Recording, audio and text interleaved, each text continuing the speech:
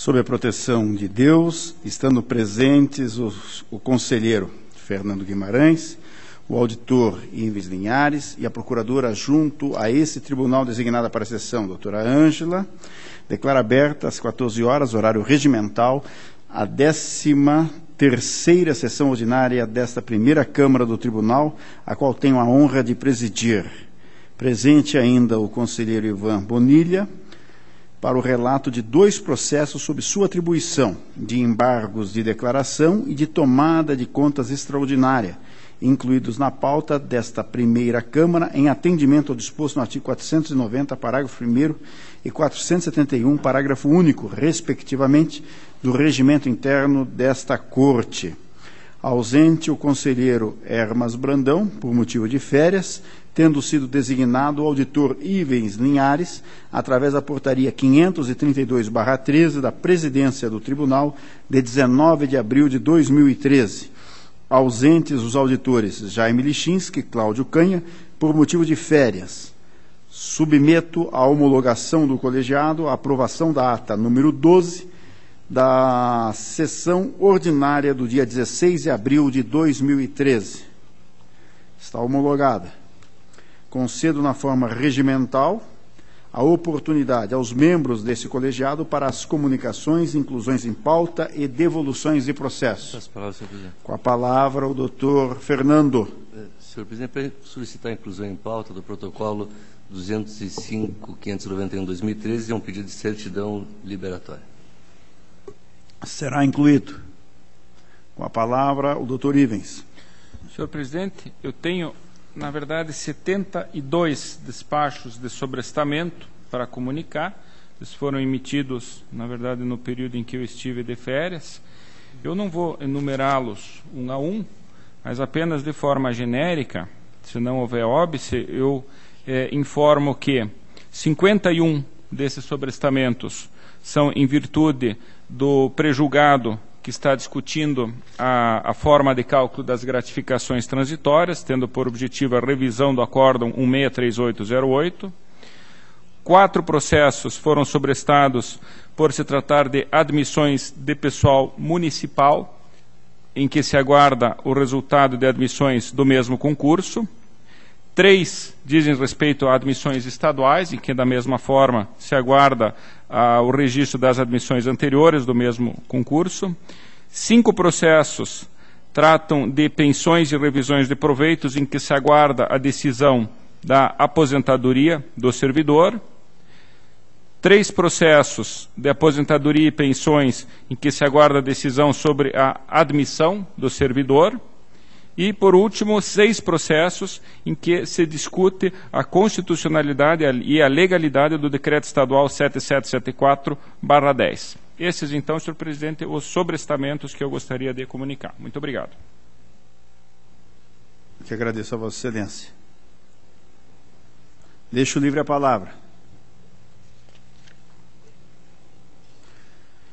Concedo a palavra preferencialmente ao conselheiro Ivan Bonilha, que nos honra nesta tarde com a sua presença para relatar processos, que passa a integrar o quórum de deliberação nos 2 processos que irá relatar, juntamente com esse conselheiro, na qualidade de presidente do colegiado, e com o conselheiro Fernando Augusto de Melo Guimarães. Com a palavra o conselheiro doutor Ivan. Senhor presidente e demais integrantes dessa primeira Câmara, são 2 os processos que estão na pauta desta Câmara, aos quais fiquei vinculado. Primeiro, trata-se de uma tomada de contas extraordinária, que foi instaurada por essa Corte, em razão do não encaminhamento de contas da Secretaria de Ciência, Tecnologia e Ensino Superior, o processo 72.0235/11, interessado Fundo Paraná, Alípio Santos Leal Neto, José Afonso dos Santos Andrade. E não houve encaminhamento dos recursos recebidos da Secretaria de Ciência e Tecnologia pela Associação Casa Familiar Rural, um convênio de R$14 mil, E ocorre, senhor presidente, que depois de constatada a ausência do encaminhamento da prestação de contas, que se deu em 7/12, com a instauração de uma tomada de contas, 7/12/2011, no ano seguinte, em 2 de agosto de 2012, a associação encaminhou uma prestação de contas relativa ao convênio, de modo que tramitou-se, teve a tramitação nessa corte de uma tomada de contas extraordinária e da prestação de contas, como se tivesse havido apenas um atraso na prestação de contas. E, através da prestação de contas 520809/12, não se fez qualquer menção à tomada de contas extraordinária, que foi instaurada nesta Corte em descumprimento ao que prevê a Resolução 03/2006, o que inviabilizou, até pela não compatibilidade ou não comunicação entre os sistemas da Casa, a percepção do fato pela diretoria do protocolo e depois pela DAT.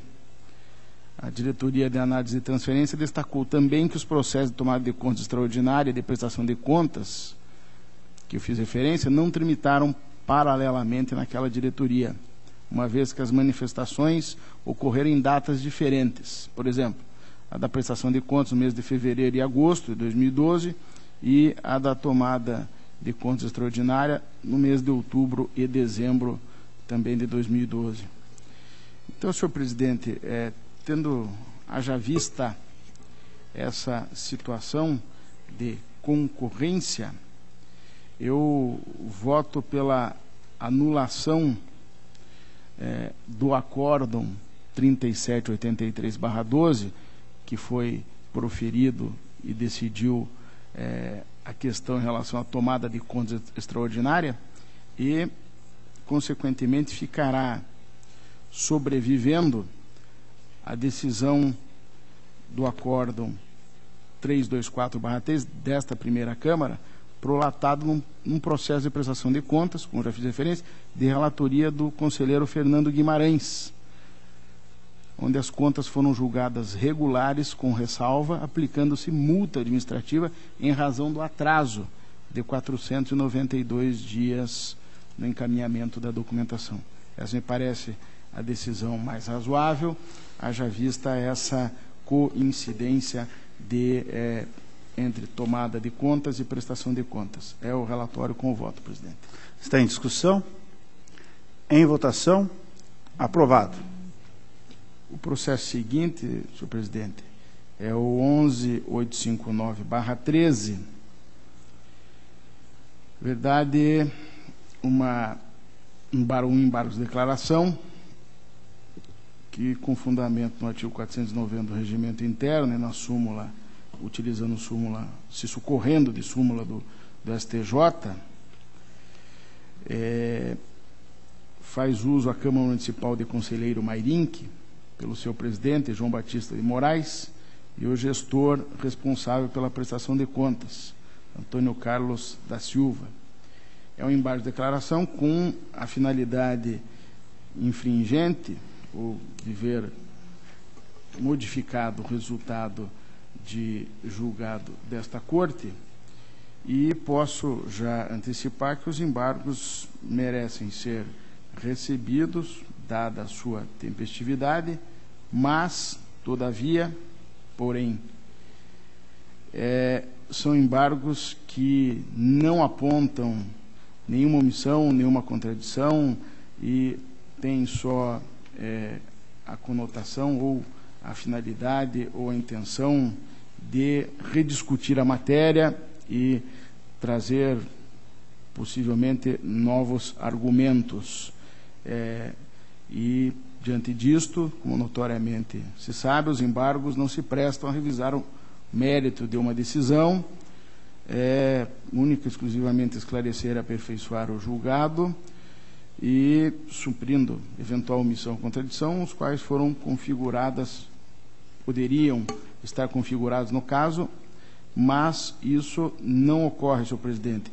Consideram que a reprovação das contas se deu por um apontamento absolutamente objetivo de ausência de defeitos no encaminhamento de balanço patrimonial, no relatório de gestão fiscal publicado fora de prazo, e, enfim, situações absolutamente objetivas de prestação de contas que não cabem qualquer tipo de contradição ou omissão. Portanto, recebendo os embargos, não vejo como possa lhes dar provimento, e é o voto que declaro a Vossa Excelência.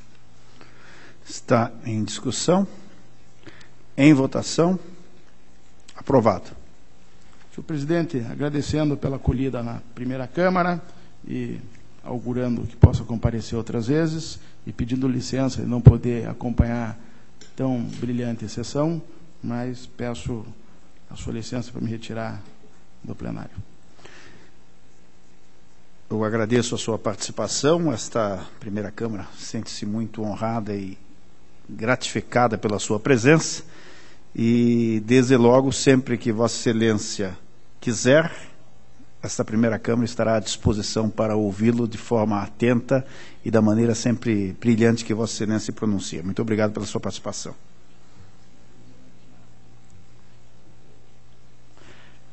Passo a relatar os processos constantes da minha pauta de julgamento, passando a integrar o quórum de deliberação o auditor Dr. Ivens.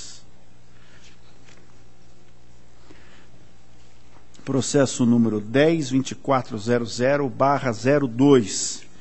Trata-se de prestação de contas de transferência voluntária em decorrência do convênio firmado entre o município de Cascavel e a Copel, relativamente ao exercício de 2001, cujo objeto é o auxílio para custear a operacionalização do Núcleo de Educação São Francisco de Assis, instaurado em virtude da construção da usina hidrelétrica de Salto Caxias, sendo o valor total repassado pela Copel ao município de R$ 272 mil, após a realização de diversas diligências ao município, o que inclusive redundou no recolhimento parcial dos recursos pelo ordenador das despesas em face da não comprovação adequada de gastos efetuados. A DAT apontou como irregularidade remanescente a utilização do valor apontou como irregularidade remanescente a utilização do valor de R$ 60.440,40, referente a pagamentos realizados a servidores efetivos do município, em desacordo com o artigo 167(10) da Constituição Federal.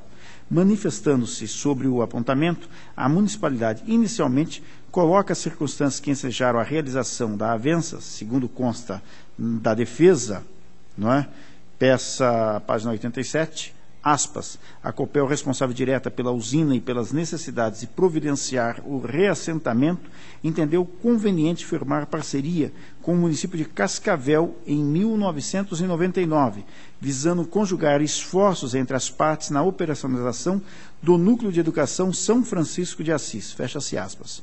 Prossegue, aduzindo que, aspas, para enviar professores, zeladores e demais profissionais, o município precisou transferir pessoal e os postos de trabalho descobertos foram supridos por acréscimo de servidores convocados de concurso público. Fecha-se aspas. Mesmo assim, houve necessidade de contratar determinados profissionais para limpeza, vigilância e motoristas através do próprio núcleo, pois não tínhamos à disposição todo o pessoal necessário para transferir ao reassentamento. A partir de 2003, em um processo transitório, a Prefeitura absorveu toda a folha de pagamento. Fecha-se aspas. Conclui a defesa, aduzindo que o repasse de recursos da Copel foi, na verdade, uma contribuição excepcional e temporária, ajudando o município a arcar, mesmo que provisoriamente, com as novas despesas. Enfatiza, finalmente, que, aspas, foi a atuação do município diretamente com a comunidade que possibilitou a convivência digna, ordeira e harmônica na comunidade. Fecha aspas. Instada a pronunciar-se novamente, a Diretoria de Análise de Transferências manteve seu opinativo pela irregularidade das contas, sugerindo ainda o oferecimento do contraditório, a devolução do saldo não comprovado e a aplicação de sanções. O Ministério Público, junto a essa Corte, seguindo o entendimento da unidade técnica, opinou pela desaprovação das contas, imputação de responsabilidades devidas e a devolução do valor não comprovado por infração ao disposto constitucional previsto no artigo 167(10) da Constituição da República. Esse é o relatório, senhores. O voto. Preliminarmente, entendo desnecessária a oitiva para contraditório sugerida pela unidade técnica, tendo em vista que o município já se manifestou amplamente acerca do apontado como motivo de irregularidade.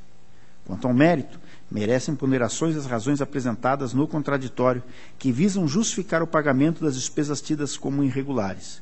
Conforme demonstrado nos autos, o convênio em questão teve origem no programa de reassentamento, elaborado pela Copel, em virtude da transferência de moradores ocasionada pela construção da usina hidrelétrica de Salto Caxias. Assim, o convênio firmado teve como finalidade primordial garantir essencialmente que o local do reassentamento fosse dotado de infraestrutura, visando possibilitar condições de moradia digna, saúde e educação. E, para tanto, o município assumiu responsabilidades tais como o pagamento de recursos humanos, despesa com transporte de professores e alunos, fornecimento de todos os materiais, equipamentos e demais recursos necessários para a consecução do objeto, dentre outras. Entretanto, fica demonstrado, nas razões citadas, que o município não teria condições financeiras imediatas, posto que, afetado pelas demais despesas de custeio, para fazer frente às despesas oriundas do projeto de reassentamento. Isso porque os servidores tiveram que ser realocados para atender exclusivamente o objeto do convênio. E tal situação teria gerado a necessidade de se empossar novos servidores aprovados em concurso público com o objetivo de suprir as atividades próprias da administração. Ademais, antes é preciso se examinar o que levou o administrador a adotar tal conduta, que no presente caso se configurou como uma necessidade em face das dificuldades financeiras e do interesse público a ser atingido. Assim, não se verificou prejuízo ao erário, uma vez que o município conseguiu comprovar o efetivo dispêndio do valor controverso com o pagamento de salários dos servidores, além do fato dos mesmos efetivamente terem prestado o serviço e de forma exclusiva para atingimento do objeto do convênio. Destarte, do que consta dos autos, a desaprovação da prestação de contas é medida que não se mostra mais adequada no presente caso, posto que o objeto do convênio foi plenamente atendido, conforme atestado pela própria Copel. Isso consta na peça número 10, as folhas 37, não tendo o próprio ente repassador questionado em momento algum a natureza das despesas, posto que o fim maior foi plenamente atendido, com a efetiva implantação do projeto de assentamento, garantindo-se o interesse público. Dessa forma, voto excepcionalmente pela regularidade com ressalva da presente prestação de contas de transferência voluntária relativas ao exercício 2001, recebida pelo município de Cascavel. Ressalva esta em decorrência do recolhimento de valores não comprovados durante a fase da instrução processual, nos termos da uniformização de jurisprudência número 8 desse tribunal. É o relatório e voto. Peço a palavra, senhor presidente. Está em discussão, com a palavra o doutor Fernando. Senhor presidente, apenas para sugerir a Vossa Excelência a retirada da palavra excepcional. E aí vou tentar justificar meu voto, conselheiros que conhecem um pouco da minha posição, que não é de alguns conselheiros substitutos, em relação à interpretação do artigo 167 da Constituição. Eu acho que a Constituição proíbe, doutor Ângela, é o repasse por convênio para despesas de pessoal ativo e inativo desvinculado de qualquer objeto. Eu não conheço nenhum convênio que não tenha aplicação de prestação de serviço, seja por servidores, seja por contratados, seja por temporários, seja por, enfim, seja qual for a modalidade. Então, eu acho que a interpretação do artigo 167, inciso 4, não sei o número agora a cabeça, né? Ele quer dizer o seguinte, como era uma prática antes de o município, no 13º, vir com o chapéu na mão ao Poder Executivo e dizer, ó, preciso de recursos para pagar ativo e inativo, ou só ativo ou só inativo. Eu acho que a transferência de convênio, quando envolve, principalmente nesse caso específico, que é o interesse da própria Copel, e não só do município, acho que até mais da Copel, em função do assentamento, você impor um ônus ao município, enfim, seria a mesma coisa que fosse contratar um terceiro para fazer esse tipo de serviço. Então, eu não vejo a palavra excepcional aí, conselheiro relator. Até porque eu não gosto muito da palavra excepcional, que cria uma brecha. Eu acho que a minha interpretação aí é que não há nenhuma irregularidade nesse particular. Concordo com a ressalva em relação a documentos, a valores não comprovados que houve recolhimento. Continua em discussão. Com a palavra, o doutor Ives. Senhor presidente, na verdade, o doutor Fernando falou de forma genérica com relação ao entendimento dos conselheiros substitutos. Eu, em princípio, me filio àqueles que entendem que não seria possível esse pagamento realmente aos servidores, justamente por eles serem servidores, enfim, no exercício das suas atribuições, me parece que esse pagamento, em tese, não seria devido. Entretanto, e acho que Vossa Excelência colocou muito bem no seu relato, foi um convênio que teve, como colocou o doutor Fernando, o maior objetivo atender a uma necessidade do Estado, né, diante da necessidade de assentamentos, em virtude, né, da ocupação da área, do que propriamente o interesse do município.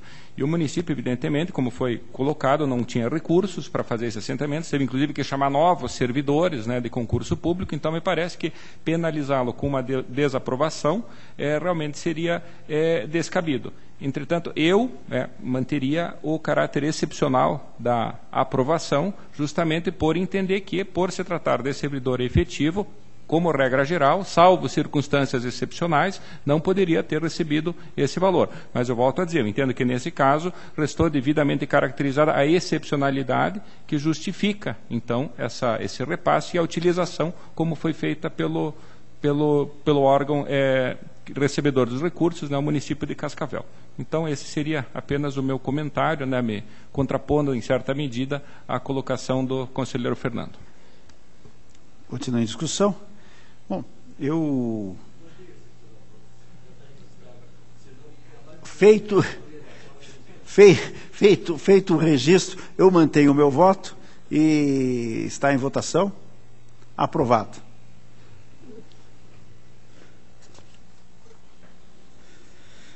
Processo número 11.619/09, trata-se de aposentadoria por invalidez da servidora Leonir da Conceição da Silva Miranda. Durante a instrução do feito, a perícia médica do município constatou que a servidora ocupante do cargo de assistente administrativo poderia retornar ao trabalho, desde que não realizasse tarefas que exigissem seu deslocamento constante, no caso, ao comprometimento do joelho esquerdo, o que fez com que o ato de concessão da aposentadoria fosse revogado pelo decreto 15.196/12. Instruído o expediente pela diretoria jurídica e pelo Ministério Público, ambos opinaram pela perda do objeto e encerramento do processo.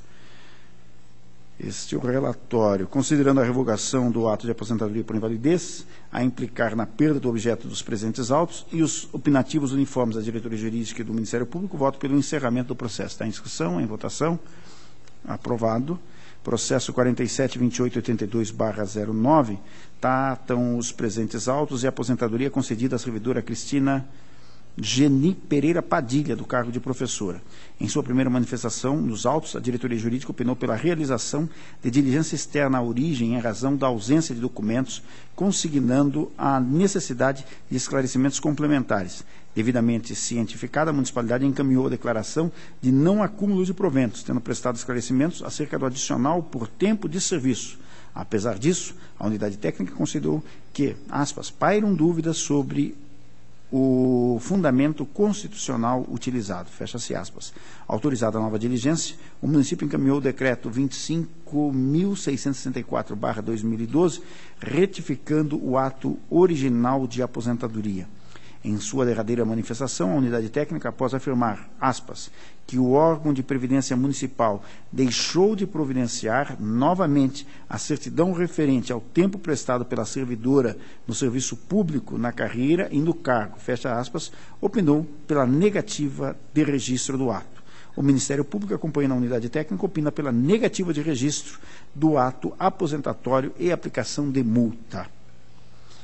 Apesar do consignado pela unidade técnica e pelo órgão ministerial, não vislumbro mácula na concessão do benefício. Eis que todos os requisitos constitucionais e legais são passíveis de comprovação nos autos. Quando da concessão originária da aposentadoria, feita pelo decreto 23.070/2009, a servidora cumpriu todos os requisitos que lhe garantem a passagem à inatividade remunerada. Apesar da dúvida levantada pela DIJUR acerca do fundamento constitucional da aposentadoria, o mesmo restou claro no ato concessório da inativação, qual seja o artigo 6º da emenda constitucional número 41 de 03, sendo retirado desses dispositivos requisitos para a comprovação da legalidade da aposentadoria. Nesse passo, o registro civil da servidora demonstra o cumprimento do requisito etário, qual seja mínimo de 50 anos de idade para professoras, e na peça 9, folhas 3, encontra-se declaração de não acúmulo de proventos. Ademais, o valor do benefício correspondente à totalidade da remuneração do cargo efetivo em que se dá a aposentadoria. Ao que parece, a negativa de registro do ato aposentatório teria por fundamento a ausência de encaminhamento de certidões discriminando tempo de efetivo exercício no serviço público, na carreira e no cargo em que se deu a aposentadoria, documento requerido desde a primeira instrução do feito. Todavia, apesar de sua ausência, é possível abstrair do feito o cumprimento de tais pressupostos, eis que a informação prestada pela Secretaria Municipal de Recursos Humanos, peça 2, as folhas 5, destaca que, aspas, a requerente passou a integrar o quadro próprio do município na data de 1º de março de 88 para exercer o cargo de professor efetivo, contando, assim, com 20 anos, 10 meses e 11 dias de tempo de serviço estatutário e averbados, 8 anos, 10 meses e 11 dias, conforme o decreto 6.168/88, mais 7 anos, 10 meses e 18 dias, conforme o decreto 9.159/92, mais 24 meses relativo ao período de licença-prêmio não gozada e contada em dobro, conforme decretos número 9.275/92 e 11.137/94, totalizando assim o tempo de 39 anos, 8 meses e 29 dias de tempo de serviço e contribuição, não exclusivo em atividades de magistério e, por fim, 69 anos de idade. Isso, retira-se que a servidora cumpriu o tempo mínimo de exercício do serviço público na carreira e no cargo. Ante o exposto, voto para conceder registro ao ato de aposentadoria da servidora Cristina Geni Pereira Padilha. 2. Recomendar ao município de Araucária que nas futuras concessões de aposentadoria encaminhe a esta Corte os respectivos processos devidamente instruídos com todos os documentos exigidos pelos instrumentos normativos desta Casa. E 3.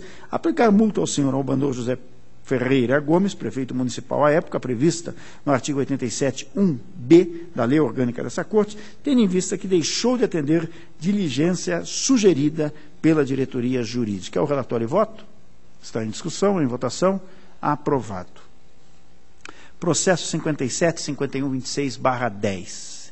Trata-se de aposentadoria por invalidez concedida à servidora Maria Olinda de Oliveira Teixeira no cargo de zeladora, após a concessão de prazo para o contraditório, por 2 oportunidades, tanto o executivo quanto o ente previdenciário não se pronunciaram sobre a ausência de laudo médico pericial e da declaração de não acúmulo de proventos. Diante da omissão da municipalidade, a diretoria jurídica e o Ministério Público opinaram pela negativa de registro do ato de concessão da aposentadoria e a aplicação de multa administrativa ao senhor Almir José Correia, gestor do ente previdenciário, e ao senhor Otélio Renato Baroni, prefeito municipal, nos termos do artigo 87.1, a linha B da Lei Complementar 113 de 2005.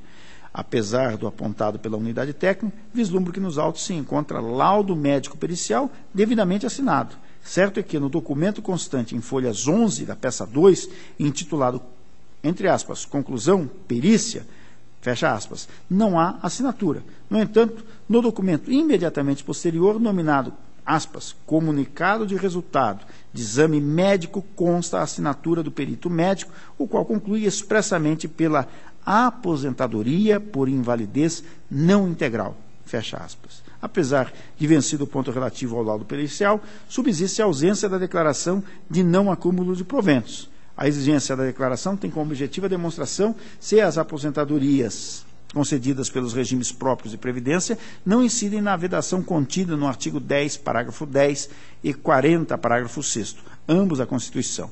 A ausência de declaração impede a verificação do cumprimento do requisito constitucional, óbice robusto e bastante para fundamentar a negativa do registro do presente auto.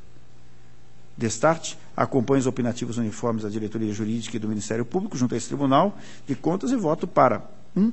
Negar registro ao ato de aposentadoria da servidora Maria Olinda de Oliveira Teixeira com a aplicação das multas sugeridas. É o relatório e voto. Está em discussão. Em votação. Aprovado. Processo número 4413/10. Verso o presente de admissão de pessoal por meio de teste seletivo aberto pelo edital 1 de 09, efetuado pela Escola de Música e Belas Artes do Paraná, não é? Para a contratação de professores colaboradores. A diretoria jurídica, em vista o desinteresse pelo exercício do contraditório, ratificou seu opinativo pela negativa de registro dos atos e aplicação de multa. Por sua parte, o Ministério Público, em face dos precedentes dessa Corte, no que tange ao exame de atos cujo contrato temporário já se encerrou, com o consequente registro dos mesmos, propugnou pelo registro dos autos em exame, ficando a juízo do relator a aplicação de multa ao governador à época. Apesar do silêncio do ente estatal, acompanho o opinativo do órgão ministerial que propugna pelo registro dos atos. O caso dos autos trata-se da recorrente questão acerca das reiteradas contratações temporárias por meio de teste seletivo efetuadas pelas universidades estaduais, em que pese o opinativo da unidade técnica, a orientação dominante nesta Corte entende que a persistência na realização de contratações temporárias se impõe aos reitores conforme forma de evitar a descontinuidade na prestação do ensino superior, o que se apresentaria mais gravoso à sociedade. Ademais, desbordaria da razoabilidade apenar o reitor pela não abertura de concurso público quando não tem o mesmo competência para autorizá-lo. Nesse sentido, acórdão 3739-12 da segunda Câmara, relator o nobre conselheiro substituto Dr. Ivens, o acórdão 244607 da primeira Câmara, cujo relator é o Dr. Sérgio Valadares Fonseca. A situação que se apresenta não pode, evidentemente, estender-se indefinidamente, razão pela qual essa Corte determinou, em expediente semelhante, acórdão 1530/11, Tribunal Pleno, o, aspas, monitoramento das medidas adotadas pelo Governo do Estado com vistas à regularização da situação dos professores com contratos temporários mantidos junto às instituições estaduais de ensino superior, fecha-se aspas. E, em contato com a inspetoria responsável, que é a 7ª Inspetoria, foi possível obter a informação de que, efetivamente, o monitoramento determinado encontra-se sendo realizado por técnicos desse tribunal, inclusive com base nas medidas adotadas pelo Governo estadual através do decreto 5.733, de 28 de agosto de 12. Destarte, em vista da orientação jurisprudencial adotada por essa Corte, voto 1. Pela concessão do registro dos atos de admissão. 2. A aplicação de 2 multas com fundamento no artigo 87.1b da Lei Complementar 103/2005 à senhora Ana Maria Lacombe Feijó, na condição de representante legal da instituição, pois em 2 oportunidades deixou de encaminhar no prazo fixado os documentos ou informações solicitadas pela diretoria jurídica, sem justificado motivo, haja vista a ausência completa de qualquer manifestação.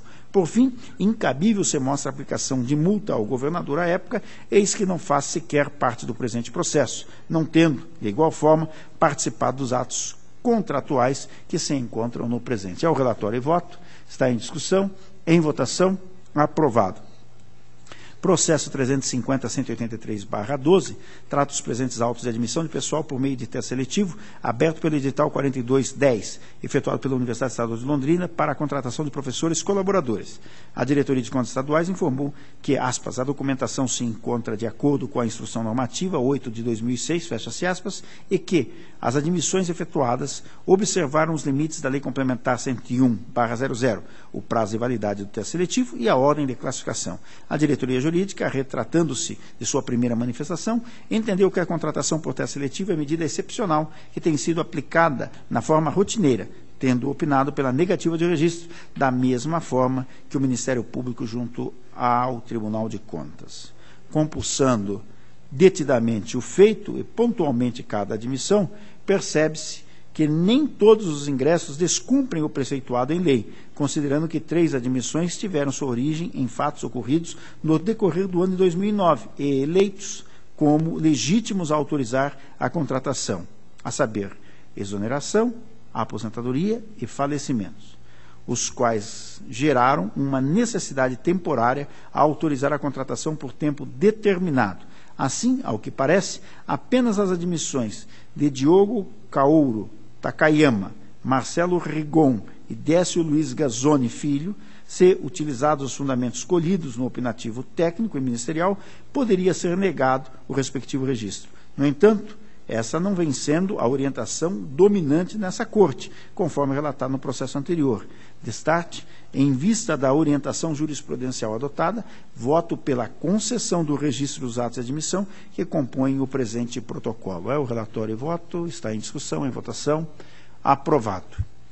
Processo 156663/12 tratam os autos de prestação de contas da Câmara Municipal de Nova Prata do Iguaçu relativas ao exercício de 2011. Instruído ou feito, a Diretoria de Contas Municipais opinou pela abertura de contraditório em razão da percepção de remuneração acima do estipulado relativamente a um único vereador, tendo a municipalidade encaminhado comprovante de restituição do valor recebido a maior pelo vereador. Diante do cumprimento da diligência, a unidade técnica houve por bem converter em ressalva a irregularidade anteriormente apontada, no que foi acompanhada pelo Ministério Público junto a este tribunal. Acompanhando integralmente a Diretoria de Contas Municipais do Ministério Público e conforme a uniformização de jurisprudência número 8, voto pela regularidade das contas com ressalva em razão do recebimento de remuneração acima do valor devido por parte de agente político. Está em discussão, em votação. Aprovado. Processo 178896/12 trata os autos de prestação de contas do Instituto de Transporte e Trânsito de Foz do Iguaçu relativos a exercício 2011. A DCM e o Ministério Público, junto ao Tribunal de Contas, opinaram pela regularidade da prestação de contas. E é nesse mesmo sentido o voto do relator pela regularidade das contas. Está em discussão, em votação. Aprovado. Processo número 187542/12 trata os autos de prestação de contas da Câmara Municipal de Missal relativas ao exercício 2011. A Diretoria de Contas Municipais e o Ministério Público opinam pela regularidade da prestação de contas e, em idêntico sentido, é o voto do relator pela regularidade das contas. Está em discussão, em votação. Aprovado. Processo 199532/12 trata os autos de prestação de contas de serviço autônomo de água e esgoto de Jataizinho relativas ao exercício de 2011. Após a realização do contraditório, a Diretoria de Contas Municipais e o Ministério Público conclui pela regularidade da prestação de contas. Acompanhando a instrução e o parecer ministerial, voto pela regularidade das contas. O relatório e voto está em discussão, em votação. Aprovado. Processo número 152269/12 trata-se de prestação de contas do município de Mamborã relativas ao exercício de 2011. Ofertado o contraditório, a Diretoria de Contas Municipais e o Ministério Público entendem esclarecidas as questões apontadas e concluem pela regularidade da prestação de contas. Acompanhando a instrução e o parecer ministerial, voto pela regularidade das contas. Está em discussão, em votação. Aprovado. Processo 172456/12 tratam os autos de prestação de contas do município de Fernandes Pinheiro relativos ao exercício de 2011. Após a apresentação da defesa com a juntada de novos documentos, tanto a Diretoria de Contas Municipais como o Ministério Público concluem pela regularidade das contas.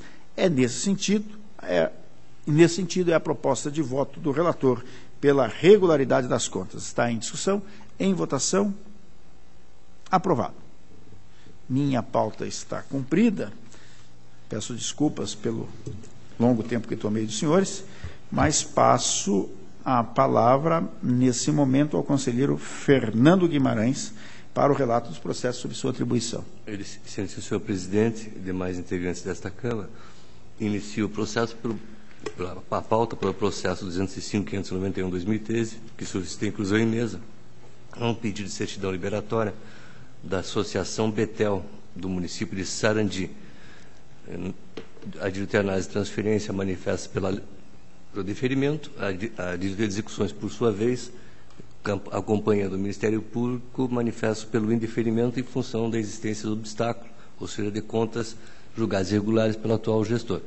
Mas, compulsando a decisão, verifica-se, na esteira de outras que esta Casa também já analisou, não existe nenhuma outra responsabilidade a não ser o recolhimento da multa, e isso foi recolhido pelo gestor, a multa de natureza pessoal.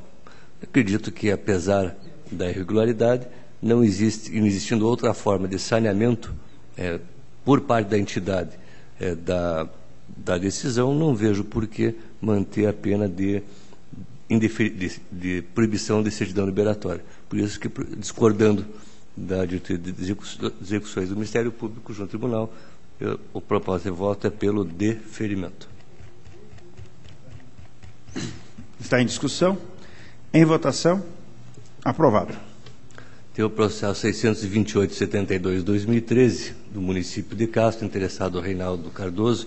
É um processo de alerta, na qual a diretoria de contas municipais e o Ministério Público junto ao Tribunal manifestam pela expedição do alerta. O município foi intimado, foi notificado para manifestar no processo, informou que nos quadrimestres seguintes já iniciou as medidas de retorno, mas evidentemente que não afastou a situação de alerta do índice de 95% dos gastos com o pessoal.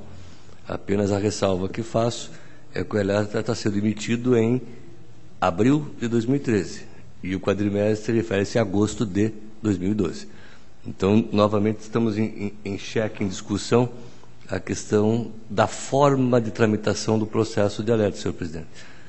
Vossa Excelência não participava desta corte, o Conselho já participava na época da Lei de Responsabilidade Fiscal, na qual o alerta era emitido já pela própria entidade, pela própria unidade, ao alerta que depois a Câmara, através do alerta, só confirmava ou não o alerta. Isso foi modificado do regimento, apesar do meu voto na época contrário, mas prevaleceu, mas olha, o exemplo está aqui. Estamos com agosto de 2012, o segundo quadrimestre de 2012, em maio, quase maio, analisando e expedindo só agora o alerta. Então, faz apenas só essa observação, mas o alerta não foi afastado, a situação não foi afastada pela defesa. Então, essa é o relatório e a proposta de voto, senhor presidente. Em discussão, em votação, aprovado. Senhor presidente, tem um processo de prestação de contas de transferência voluntária, e aqui faço nova ressalva, conselheiro Ives. Já fizemos pessoalmente alguns conselheiros que tiveram presente na quinta-feira. Não se trata de passar por cima da deliberação plenária de retirada de pauta. Nesses casos, como são anteriores ao sistema integral de transferência, apesar do órgão repassador ser o secretarias ou autoridades estatais, não está se referindo como, na prestação de contas como responsável entidade ou autoridade pública estadual. Então, não há, na minha avaliação dessa Câmara, só um esclarecimento que faço, que o Conselho Livre está compondo o quórum hoje, e para deixar claro que não há nenhuma violação à situação do Tribunal Pleno, como já esclarecido. Então, nesses casos, como são municípios que receberam ou entidade privada, eu relato o protocolo 229 e 255 de 2007, município de Fênix, interessado Altair Molina Serrano, que é o responsável, na qual o Ministério Público e a diretoria da transferência manifestam pela irregularidade, e já adianto que a proposta de voto seria pela irregularidade, com a devolução pela entidade e pelo gestor, valor de 7.360, em função do não atendimento de termo de cumprimento de objetivo. Isso é um processo que tiveram várias diligências, sobrestamentos, né? E, neste caso, nós temos só um termo de cumprimento parcial dos objetivos, não deste valor que restou à prestação de contas. Então, apesar do valor ser maior, a instrução e o parecer ministerial e a proposta de voto, tendo em vista a falta de anexação, apesar de intimado do termo de cumprimento final de objetivos, é pela irregularidade de recolhimento ao valor de 7.360,56 e aplicação de multa ao senhor Altair Molina por atraso nas contas, por 62 dias de atraso. É o relatório e a proposta de voto, senhor presidente. Está em discussão, com a palavra o doutor Ives. Senhor presidente, não é absolutamente para discordar da questão preliminar da competência, mas parece que é claro, nesse caso, a competência da Câmara, apenas para retornar àquela velha discussão que eu já tive em várias oportunidades com o conselheiro Fernando acerca da solidariedade e da obrigação. Me parece, pelo que eu percebi do relato de Vossa Excelência, que o motivo da desaprovação seria a ausência do termo de atingimento dos objetivos. Ele seria apenas um termo parcial. E dessa diferença é que então estaria sendo imputada a devolução solidária, né, ao município e ao gestor. Veja, senhor presidente, eu entendo que nesse caso o motivo, em última análise, é a ausência de comprovação de atingimento dos objetivos, o que implica, no meu entender, num dano ao erário. Quer dizer, foi repassado um recurso para o município e ele não comprovou ter atingido os seus objetivos, comprovou apenas parcialmente. Então, me parece que, do ponto de vista formal, pode ser visto como ausência do termo, mas, na verdade, materialmente, o que existiu foi o descumprimento dos objetivos do convênio. E me parece que o nosso regimento interno, e até o prejulgado, pelo menos na interpretação que eu faço do prejulgado, é que, na hipótese de dano ao erário, a responsabilidade seria do gestor que deu causa àquele dano. No caso aqui, seria o prefeito. Então, colocada a coisa dessa forma, num primeiro momento, eu estaria inclinado a excluir a solidariedade do município. Faço essa intervenção apenas como discussão, não antecipo ainda um voto, mas que nesses casos eu pelo menos tenho dado um tratamento como de responsabilidade pessoal do gestor e não do município. Então apenas eu jogo essa ideia para o debate, para a discussão. É evidente que o tema é complexo, o próprio conselheiro Fernando foi o relator do prejulgado que deu a orientação do tribunal, mas, não obstante esse prejulgado, tem havido bastante discussão, bastante dúvida a respeito dessa matéria. Então, apenas era esse comentário inicial que eu gostaria de fazer, senhor presidente. Fernando. Provavelmente Vossa Excelência vai ter o voto de Minerva, mas só para discutir, na realidade eu entendo a posição do conselheiro Ivens em relação ao dano ao erário, mas o dano ao erário foi ao Estado e não ao município. Então, essa é a primeira distinção que faço. A segunda, a interpretação que eu faço do bendito prejulgado, que já tive, e concordo com o conselheiro, se fizermos uma pesquisa rápida nas decisões da Câmara e do Pleno, nós vamos ter várias interpretações do mesmo prejulgado. Eu não vou me arriscar a levantar uma revisão de prejulgado, porque eu deixo para Vossa Excelência, assim desejar, e até ganhar a relatoria do prejulgado. Mas entendo que aí não ficou afastada a presunção que faço e a interpretação de que o recurso permaneceu no município. Não houve um desvio, uma perda também ao município. Por isso que mantém a solidariedade, que essa é a presunção que faço, que o recurso permaneceu e foi aplicado também na finalidade para o poder público municipal. Então eu mantenho a proposta e fica a Vossa Excelência o voto de desempate. Continua a discussão, com a palavra o doutor Ivens. Senhor presidente, apenas para mais um comentário diante dos esclarecimentos do doutor Fernando, eu vou discordar com relação ao fato que o dano seria apenas ao Estado. Eu entendo que até pela natureza do convênio, que é na verdade uma integração de esforços para que se atinja uma determinada finalidade, o município se viu privado da conclusão do objeto daquele convênio. Então me parece que há sim um prejuízo à municipalidade, ainda que os recursos sejam estaduais, mas enfim, a finalidade do convênio era efetivamente fornecer um benefício à comunidade. E com relação à presunção que o doutor Fernando levanta, eu entendo que somente na hipótese de efetiva comprovação de benefício daquela despesa ao ente, ao município, é que poderia ser colocada a responsabilidade da entidade, até com a possibilidade de exclusão do gestor, da responsabilidade do gestor na hipótese de boa-fé, o que me parece não é o caso. Então, diante dessa polêmica, senhor presidente, eu vou apresentar um voto divergente, apenas excluindo a responsabilidade solidária do município, imputando apenas exclusivamente ao gestor, ao prefeito à época. Continua a discussão.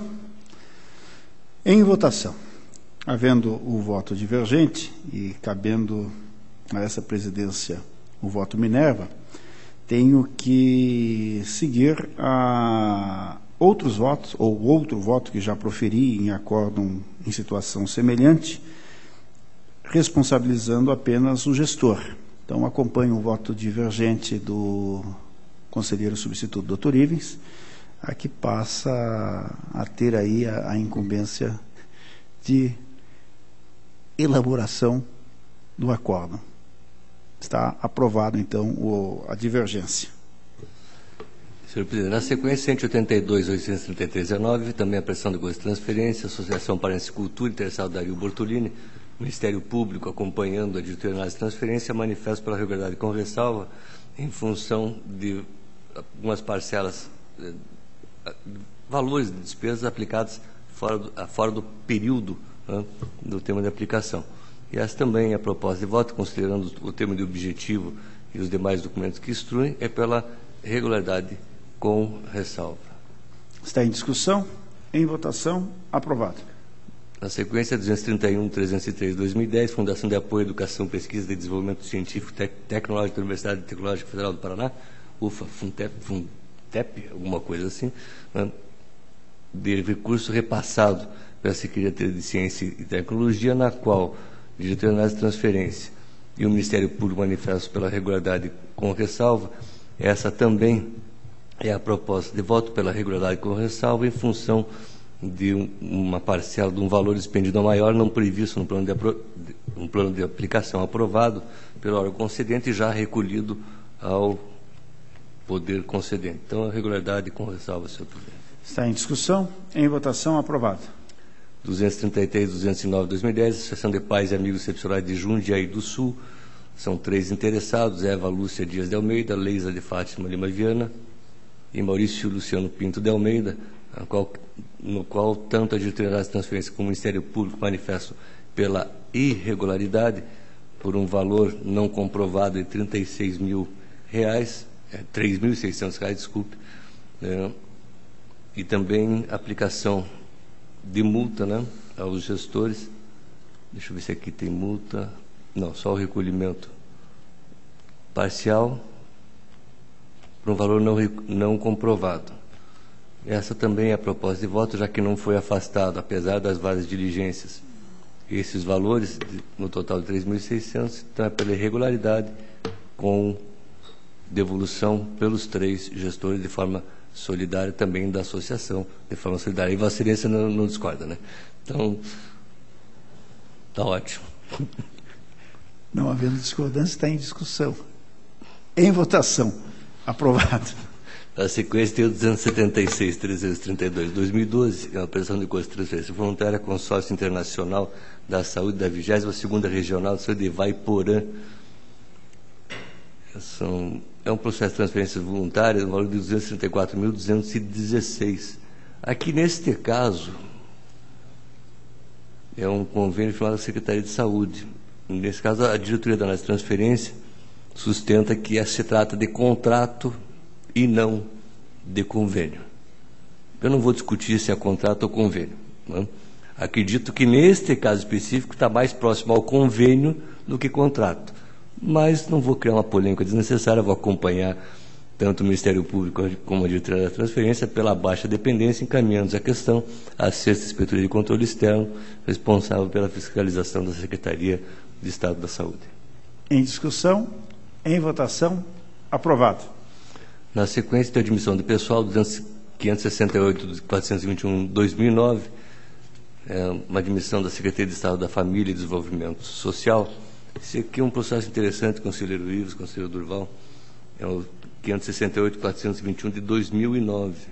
Trata-se de contratações realizadas para a execução do programa ProJovem, que vem da União, que repassa ao Estado a incumbência, que por sua vez repassa aos municípios a sua incumbência, e alguns municípios repassam, né, para algumas entidades ou fazem contratações para execução, evidentemente, porque isso é um contrato, é uma atividade temporária, né, e por prazos e objetivos bem definidos, que é a capacitação dos jovens urbanos para o mercado de trabalho.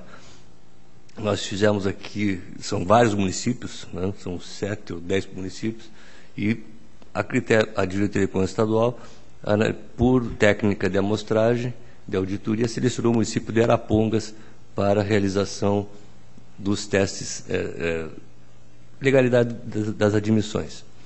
Julgamos pela legalidade, depois tivemos 2 outros processos com as prorrogações, e a doutora Célia, do Ministério Público, muito diligente, entrou com um pedido para que se fizesse em todos os municípios, na medida em que se existiam indícios de irregularidades nos outros também, não só por técnica de amostragem. Eu, como não sou teimoso, resisti numa primeira vez, só sou difícil de convencer, e a doutora Célia entrou com um agravo de instrumento, ao qual eu fiz o juízo de retratação, senhor presidente e conselheiro Luiz. Reconheci que viu indícios, sim, e que a técnica de amostragem, a técnica de auditoria apenas no município de Arapongas, mostrava-se não adequada ao volume de contratações aos outros municípios também, e acatei o pedido de reabertura do processo, né? Então, essa seria um breve resumo, né, que é anular de ofício a decisão contida no Acórdão 1495/2011 da primeira Câmara, em razão de inconsistências no próprio processo encontradas nas admissões temporárias e nos contatos prorrogados no processo 118.787/2010, encaminhando a diretoria de contas estaduais e demais órgãos para análise das admissões de forma individualizada por município. Então, uma prova que não sou tão teimoso assim, eu acatei a sugestão ministerial, um agravo, e proponho a anulação de ofício em função dos erros materiais encontrados. O relatório é proposta de voto, senhor presidente. Em discussão? Em votação? Aprovado. Na sequência, a prestação de contas anual, processo 202.110/2011, Câmara Municipal de Campo Mourão, interessado Heraldo Teodoro de Oliveira, a aprovação com ressalva, conforme diretoria de contas municipais e Ministério Público junto ao Tribunal, em função de remuneração dos agentes políticos acima do valor devido, devidamente ressarcido antes da decisão de primeiro grau, conforme prejulgado. Eu tenho notado, senhor presidente, eu já fiz o relatório e a proposta de voto, mas só uma observação, eu tenho notado que vários processos de Câmara têm as mesmas situações. Até parece que eles esperam nós apurarmos as diferenças para depois recolher, né? Então, só essa observação, mas a proposta é regularidade com ressalva, senhor presidente. Em discussão? Em votação? Aprovado. Tenho 168.122/2012, Fundo de Pensões e Servidores Municipais de Janiópolis, diretoria de contas municipais e Ministério Público manifesto pela regularidade com ressalva. Essa também é a proposta de voto, é julgamento regular das contas do Fundo de Pensões, com a ressalva em relação à contabilização de valores das provisões matemáticas previdenciárias. É só questão contábil e formal. Proposta pela regularidade com ressalva, senhor presidente. Em discussão? Em votação? Aprovado.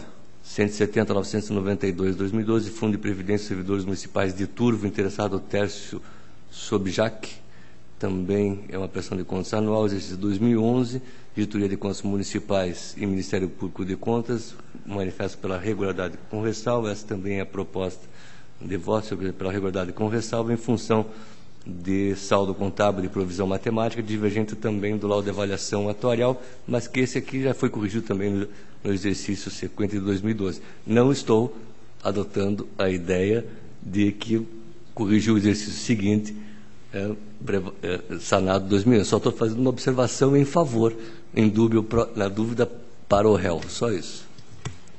A senhora de que é precedente aqui, tá, senhor presidente? Em discussão? Em votação? Aprovado. 181.870/2012, Câmara Municipal de Indianópolis, interessado Gilberto Bondan, contra 2011, na qual diretoria de contas municipais e Ministério Público manifestam pela regularidade com ressalva, por uma coincidência também por extrapolação dos valores de subsídios e devolvidos antes do julgamento de primeiro grau. Então, proposta pela regularidade com ressalva e uma recomendação à Câmara para a regularização de divergências existentes nos valores do balanço patrimonial, coisas de ajuste do SINAM e da contabilidade. Está em discussão? Em votação? Aprovado. Tenho prestações de contas do Poder Executivo Municipal, 166.294/2012, município de Itaperuçu, interessado Gerson Secom e Neneu José Artigas, tanto a diretoria de contas municipais como o Ministério Público manifestam pela regularidade das contas, e essa é a proposta de voto pela regularidade das contas, senhor presidente. Em discussão? Em votação? Aprovado. 194.034/2012, município de Imbaú, interessado Lauir de Oliveira, exercício de 2011, Ministério Público e diretoria de contas municipais manifestam pela expedição de parecer prévio com a recomendação de regularidade das contas, e essa também é a proposta de voto, senhor presidente. Em discussão? Em votação? Aprovado. 209.090/2012, município de Nova América da Colina, interessado ao SEST Ivagana de Santana, diretoria de contas municipais e Ministério Público manifestam pela regularidade com ressalva. Essa também é a proposta de voto para expedição de parecer prévio contendo a recomendação de irregularidades com ressalva das contas do senhor Alceste de Santana, em função de inconsistência de valores constantes nas contas patrimoniais, com recomendação ao município de Nova América da Colina para algumas inserções nas leis orçamentárias não razoáveis, né, que transformam os diplomas em peças figurativas, coisas que quase a gente não vê por aí, né, conselheiros? E aplicar a multa ao senhor Alcer Santana em função do atraso nas prestações de contas eletrônicas. Em discussão? Em votação? Aprovado. Senhor presidente, acredito que esgotei a minha pauta, agradeço a atenção de Vossa Excelência e da douta Câmara. Eu que agradeço a Vossa Excelência, passando desde logo a palavra ao conselheiro substituto, doutor Ivens, para o relato de sua pauta. Muitíssimo senhor presidente, demais integrantes desta primeira Câmara, inicio com a prestação de contas, processo 178.709.2, são as contas do Consórcio Intermunicipal de Desenvolvimento da Região Metropolitana de Maringá, referente ao exercício de 2001, de responsabilidade do senhor José Cláudio Pereira Neto. Após o contraditório, a Diretoria de Contas Municipais opinou pela irregularidade em virtude do resultado orçamentário deficitário, em percentual de 2,38%, tendo sido, porém, sanadas as outras irregularidades anteriormente apontadas. O Ministério Público corroborou os termos da instrução.